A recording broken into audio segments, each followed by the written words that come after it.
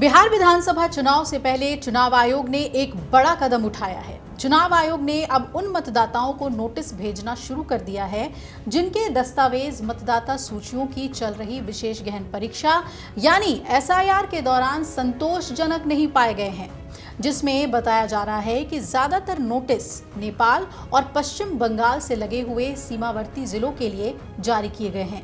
इस नोटिस के पीछे की वजह गलत या अधूरे दस्तावेज देना बताया गया है। ऐसे में अब सवाल ये उठता है कि बिहार के किस जिले में कितने फर्जी वोटर हैं? ईसीआई ने क्या जानकारी दी है? नोटिस भेजने के बाद अब क्या होगा? मीडिया रिपोर्ट्स और ईसी के सूत्रों की माने तो इनमें से ज्यादातर मामले पूर्वी चंपारण, पश्चिमी चंपारण, मधुबनी, किशनगंज, पूर्णिया, कटिहार, अररिया और सुपौल जैसे सीमावर्ती जिलों में पाए गए हैं। इस पूरे मामले पर अगले हफ्ते फिर से सुनवाई होगी। सुनवाई के दौरान अगर संतुष्ट दस्तावेज नहीं दिए जाते हैं तो उनका नाम वोटर लिस्ट से तो काटा ही जाएगा, इसके साथ ही नागरिकता को भी खतरा हो सकता है। बिहार में विधानसभा चुनाव से पहले एसआईआर कराया गया है और इसके तहत 65 लाख लोगों के नाम वोटर लिस्ट से हटा दिए गए हैं। दूसरी तरफ कई लोगों के दस्तावेज संतोषजनक नहीं पाए गए हैं। यही वजह है कि आयोग इनको दोबारा वेरीफाई करने जा रहा है। नेपाल से सटे इलाकों में डॉक्यूमेंट में कमी पाई गई है, जिनमें पूर्वी चंपारण, पश्चिमी चंपारण, मधुबनी, सुपौल और अररिया जो कि नेपाल के सीमा से लगते हैं, साथ ही साथ पूर्णिया और कटिहार पश्चिम बंगाल की सीमा पर लगते हैं। किशनगंज नेपाल और पश्चिम बंगाल दोनों की सीमा से लगा हुआ है। इन सभी इलाकों में फिर से रिवीजन किया जाएगा।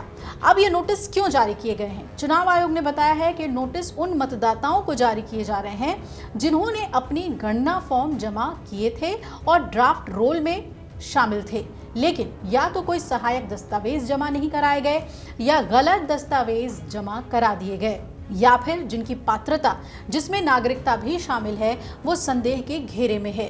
पूरे राज्य में नोटिस जारी करने की प्रक्रिया शुरू हो गई है, लेकिन ऐसे मामलों की सबसे ज्यादा संख्या इन सीमावर्ती जिलों से है। अब इसे लेकर लोगों में डर का माहौल है। नोटिस मिलने के बाद कई गांवों के लोगों में डर का माहौल है। जिनके पास पूरे दस्तावेज नहीं है वो चिंता में पड़ गए हैं कि अगर नागरिकता साबित नहीं कर पाए तो वोट देने का अधिकार छिन जाएगा। खासकर किशनगंज और अररिया जैसे जिलों में लोगों की भीड़ बीएलओ के दफ्तर के बाहर खूब देखी जा रही है। अब इस पर विपक्ष भी सवाल उठा रहा है। इस कार्रवाई के बाद अब सियासत भी तेज हो गई है। विपक्ष का ये कहना है कि लाखों लोगों को संदिग्ध बताकर एक डराने की राजनीति की जा रही है। आरजेडी और कांग्रेस नेताओं का आरोप तो ये है कि गरीब और सीमावर्ती इलाकों में रहने वाले लोग दस्तावेज की कमी के कारण बेवजह परेशान किए जा रहे हैं। वहीं सत्ताधारी दल का कहना है कि ये कदम चुनावी पारदर्शिता और फर्जी वोटर्स को हटाने के लिए जरूरी है।